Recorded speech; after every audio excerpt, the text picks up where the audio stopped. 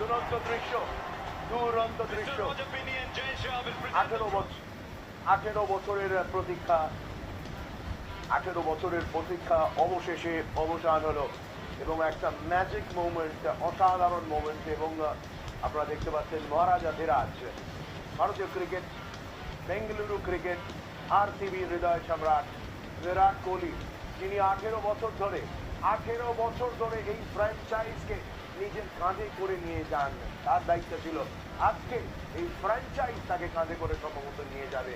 এখন রজত পাটিদার তার ক্যাপ্টেন্সিতে অবশেষে 3রা জুন 2025-এ রয়্যাল চ্যালেঞ্জার্স বেঙ্গালুরু এবং বিরাট কোহলি জিতল তাদের প্রথম টাটা আইপিএল টাইটেল। এবং অসাধারণ একটা মুহূর্ত।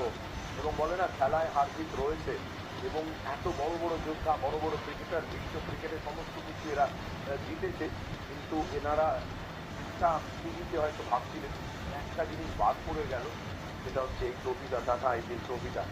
এবং বিরাটের সাথে সেই যাত্রা শুরু, এই জার্নিটা যখন শুরু হয় 2008-এ, এবং বিরাটের যাত্রা শুরু টাটা আইপিএলে আসার আগে ভারতের আন্ডার-19 বিশ্বকাপ চ্যাম্পিয়নশিপ যেটা বিরাট কোহলির প্রথম টাইটেল ছিল।